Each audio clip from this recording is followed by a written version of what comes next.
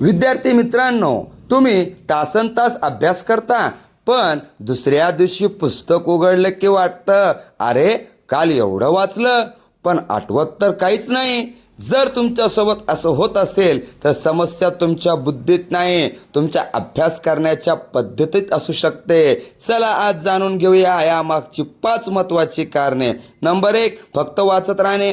एकच धडा पुन्हा पुन्हा वाचल्यामुळे तो लक्षात राहीलच असं नाही.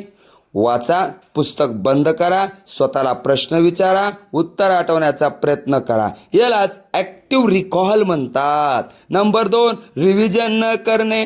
आज शिकलेलं जर पुन्हा पाहिलंच नाही तर विसरणं स्वाभाविक आहे. म्हणून अभ्यासानंतर छोटं रिव्हिजन करा. आज शिकलात, आजच थोडं रिव्हिजन, नंतर पुन्हा रिव्हिजन, परीक्षेपूर्वी फायनल रिव्हिजन. नंबर 3, अभ्यास करताना मोबाईल आणि इतर डिस्ट्रॅक्शन बाजूला ठेवा.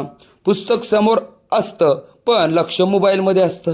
अशा वेळी अभ्यासाचा वेळ वाढतो पण लक्षात राहण्याचं प्रमाण कमी होऊ शकतं. म्हणून अभ्यासाच्या वेळेला मोबाईल बाजूला ठेवा. नंबर 4, स्वतःहून लिहून सराव न करणे.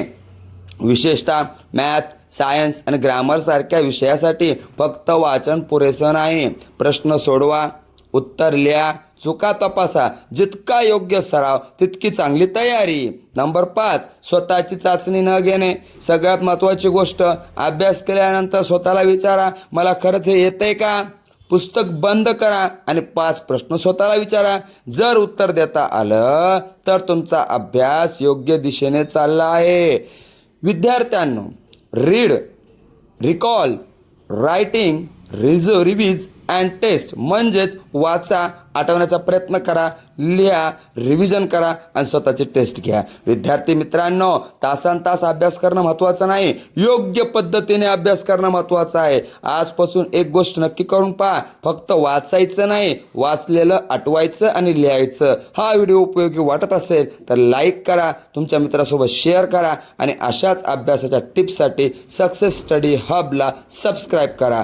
कमेंटमध्ये नक्की सांगा, तुम्हाला अभ्यास करताना सर्वात जास्त कोणती अडचण येते.